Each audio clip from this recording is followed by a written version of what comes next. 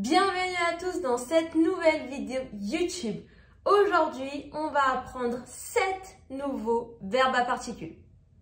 Donc déjà, première question, est-ce que tu sais ce qu'est un verbe à particules en anglais? Si tu ne sais pas ce qu'est un verbe à particules, je t'invite à t'asseoir confortablement parce qu'aujourd'hui, tu vas apprendre plein de choses. Maintenant, si tu sais ce qu'est un verbe à particules, c'est déjà très bien. Mais est-ce que tu en connais? En anglais, on utilise beaucoup de verbes à particules pour parler et il faut du coup en connaître beaucoup. Donc si tu en connais, mais pas assez à ton goût, assieds-toi également confortablement parce qu'aujourd'hui, on va en apprendre 7 nouveaux. Donc, assieds-toi confortablement, prends bien un cahier et un stylo pour bien tout noter et c'est parti!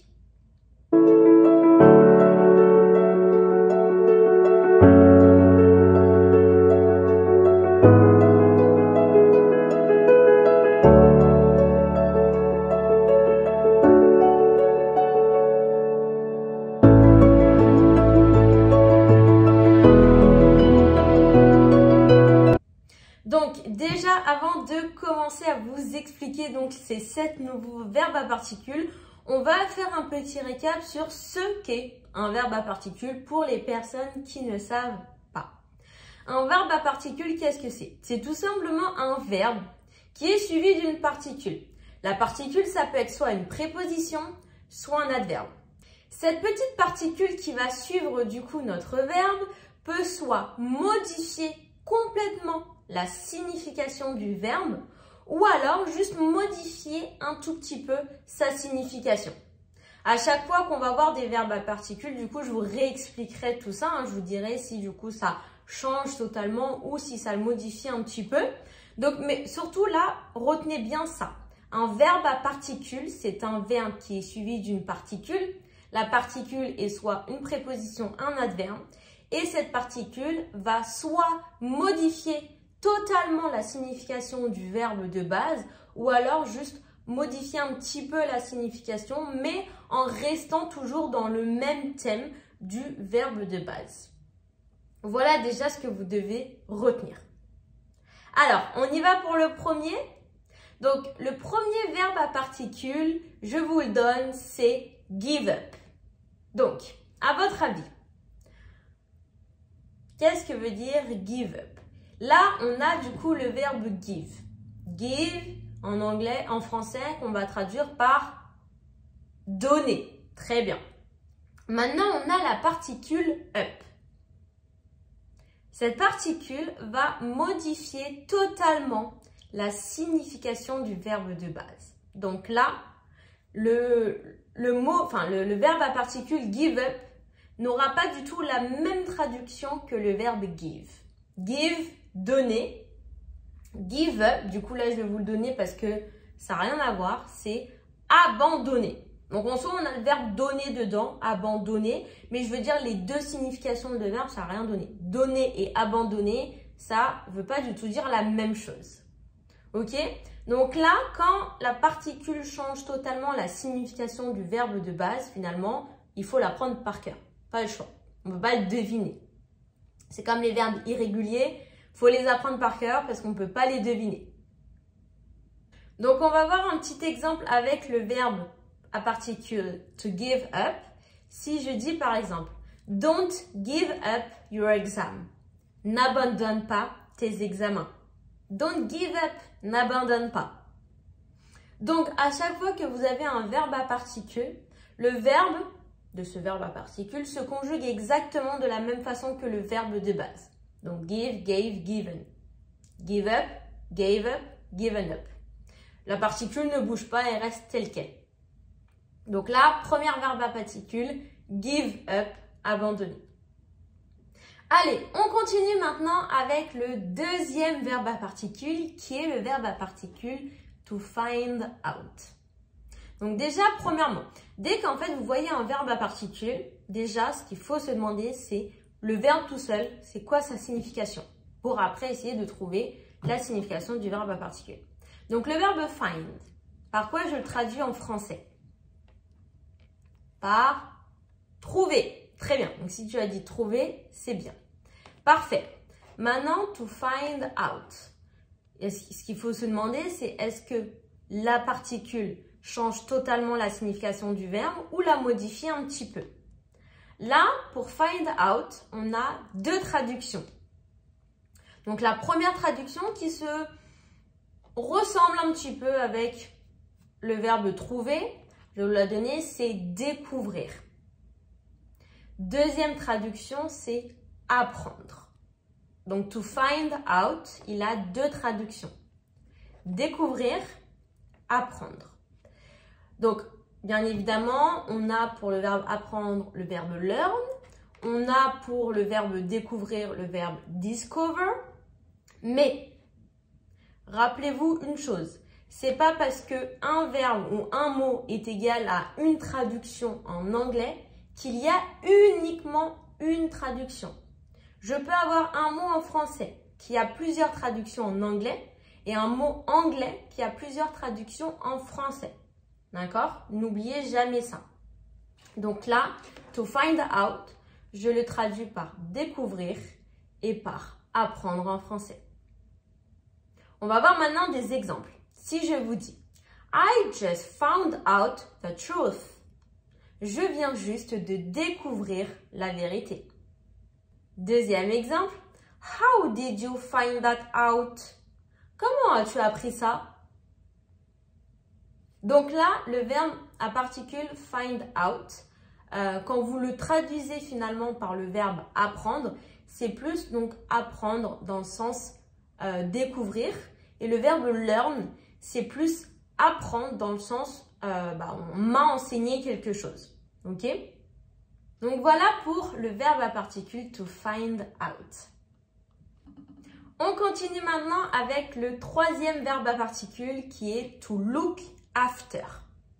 Donc là, on a le verbe to look qui est regarder et to look after.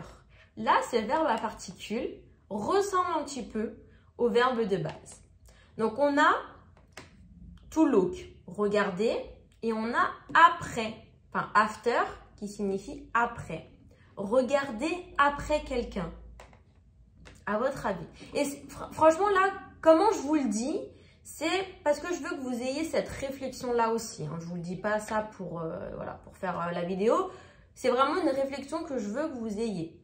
Parce que quand vous ne connaissez pas un mot, vous ne pouvez pas l'inventer. Il faut le deviner. Et des fois, vous pouvez deviner des mots. Surtout des verbes à particules. Donc là, on a look, on sait que c'est regarder. After, on sait que c'est après. Donc, regarder après quelqu'un. Qu'est-ce que ça peut vouloir dire? Si par exemple, je dis « I looked after my niece ». Je regarde après ma nièce. Ça veut dire quoi?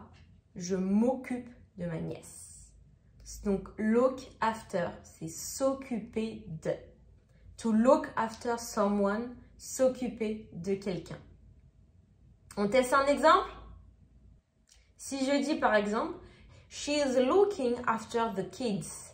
Elle s'occupe des enfants ou elle est en train de s'occuper des enfants. Pour rappel, un verbe à particule reste un verbe.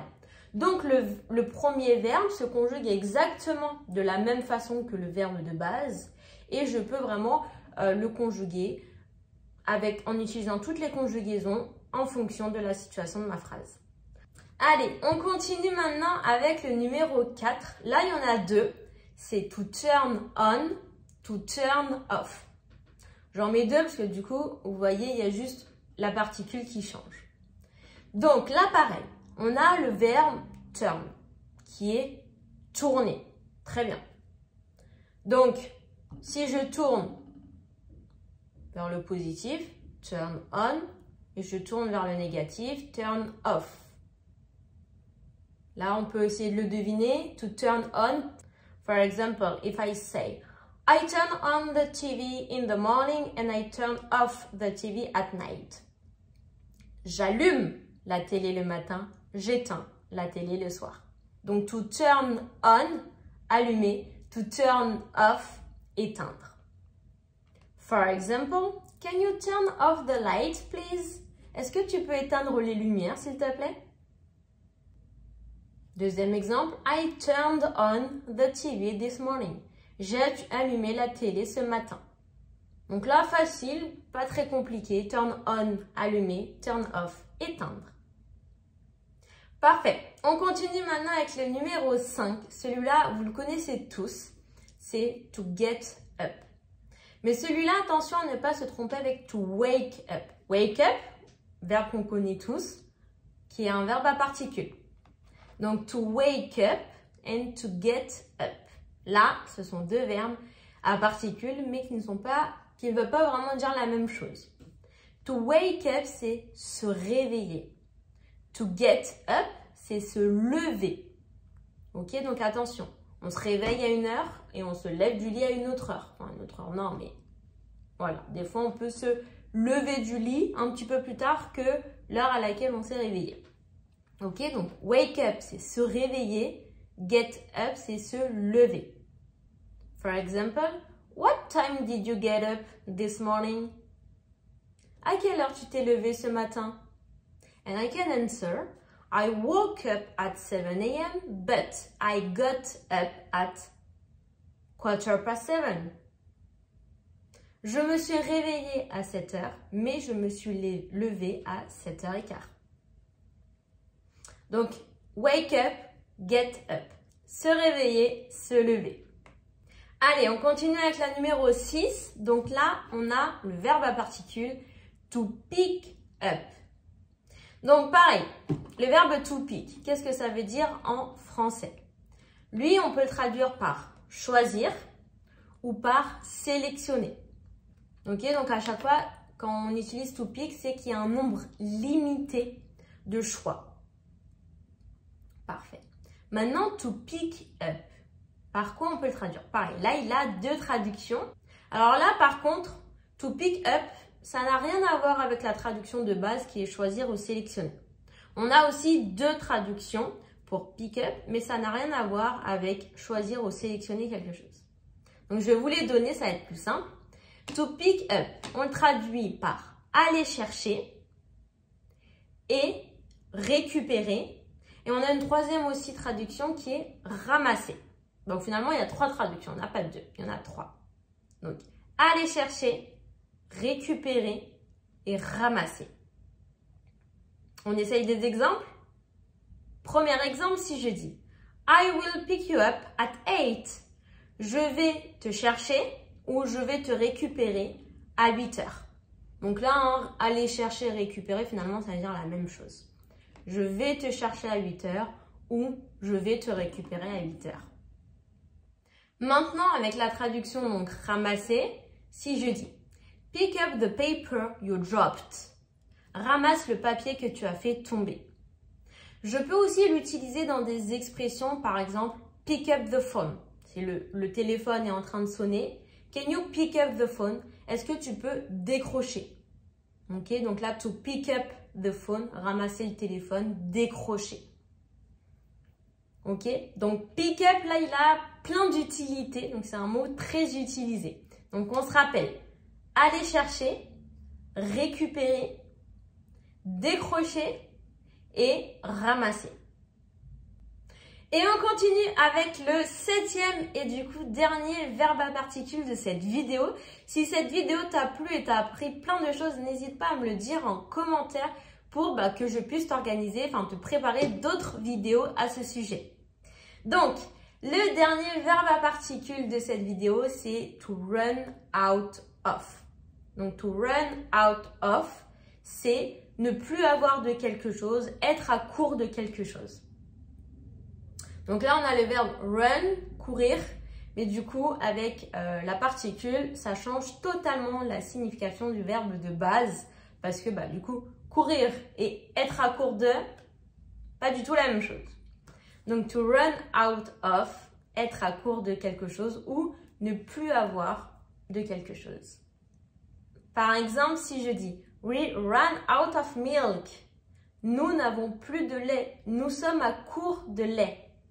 Maintenant, si je dis I'm running out of ideas, je n'ai plus d'idées, je suis à court d'idées. Et voilà du coup pour le 7e et dernier verbe à particules de cette vidéo. Donc, si toi aussi tu découvres les verbes à particules, n'hésite pas à écrire en commentaire des phrases en utilisant ces 7 verbes à particules pour t'entraîner et pour voir si tu as compris du coup comment on les utilise. Et si toi aussi, du coup, tu veux en apprendre plus en anglais et tu veux apprendre plus de verbes à particules, n'hésite pas à m'envoyer un mail à cette adresse-là. Juste, tu as besoin d'écrire anglais et je t'expliquerai tout. Je te parlerai de ma formation d'anglais en ligne et de comment je vais pouvoir t'aider à atteindre tes objectifs et à parler couramment anglais. Et voilà, donc c'est fini pour cette petite vidéo. Si cette vidéo t'a plu, n'hésite pas à me laisser un petit pouce bleu, ça me ferait énormément plaisir. Et si ce n'est pas déjà fait, abonne-toi pour recevoir une petite notification dès que la prochaine vidéo YouTube sortira. Pour rappel, je sors une vidéo YouTube tous les dimanches à 5h15. Donc, sois au rendez-vous pour la prochaine vidéo YouTube dimanche prochain. Ciao, ciao!